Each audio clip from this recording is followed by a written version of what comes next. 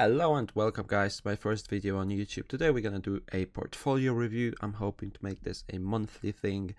So let's start with the general investment account. This is an account that's not a tax advantaged account, which is one of my mistakes, and I'm going to talk about that a little bit more in my top 5 mistakes for a beginner investor. But to start off, this is the money that I have left over in my general investment account, and the stocks that I have, there's only 5 of them left. AT&T, which is up by 5% since I invested, which was back in November. I have 91 shares of that.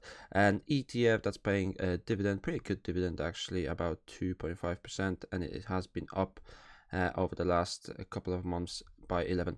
AbbVie, which is quite an obvious one in pharmacy actually, only 7 shares of that at close to 6% profit. And the realty income, which I have close to 9 shares of, that is also up by 6%, and it is a real estate ETF that's paying out dividend monthly, quite good actually. Verizon, which is down by almost 8%, and I only have 9 shares of that. I'm thinking of getting rid of that, but for the time being I'm just gonna stick to it, as I am not planning to move the money to my stocks and shares ISA, which I'm gonna move on to next.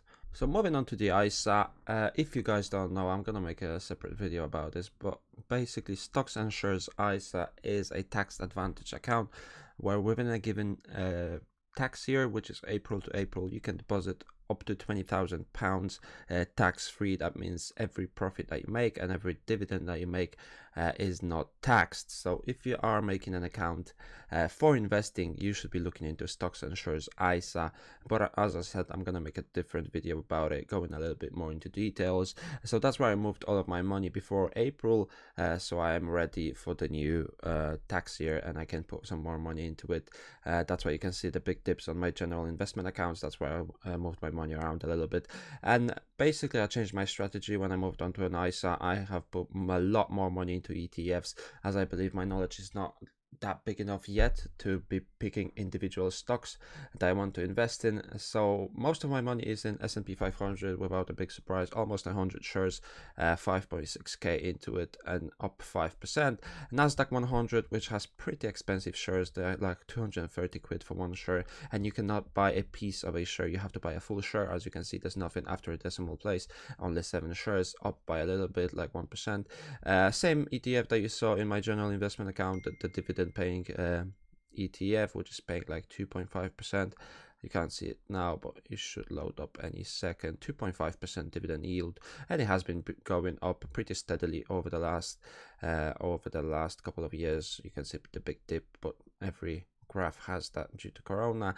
Clean energy, my worst stock so far, down 14%, but I still believe in it. I'm gonna hold it for a couple of years because I believe the clean energy sector is gonna be a game changer over the upcoming years, so I'm still holding on to it. JP Morgan, one of the only finances that I have, paying a quite decent dividend at 2.2%, and it's still going up steadily. I have bought it a bit later than I would like to, but didn't have any money at that time, so I have bought it pretty high, but still should be pretty good. Realty income, as I've already mentioned, a real estate ETF that's paying out dividend monthly, and I only have one more ETF left. And the last one is a VWRL, which is basically S&P 500, but with a little bit of extra holdings around the world in like developing markets. As you can see, 3,000 holdings, but still the majority of the holdings are in the S&P 500, so I only bought a little bit of that one, and that is pretty much it. So most of my money is in ETFs, around 16.4k invested at this point on the 10th of May, and I'm hoping to do monthly updates on my portfolios. As I have said, most of my money is in ETFs because I believe I'm not knowledgeable enough and I don't have that much time for research to be picking individual stocks for the time being. So that's why I'm putting most of my money into ETFs, and hopefully with the upcoming months, as I'm doing more and more of these reviews, I can be picking individual stocks and explaining my decisions behind them. But just to introduce it a little bit, that is what my portfolio looks like, and hopefully this is going to be like a journey on YouTube that you can guys see me investing, and hopefully I can inspire you to invest as well. So if you guys enjoyed the video, make sure to leave a like for the YouTube YouTube algorithm.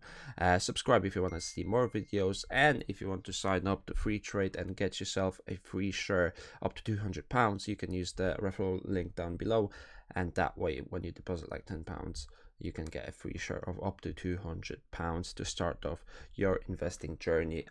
That is it for this video, and I'll see you in the next one.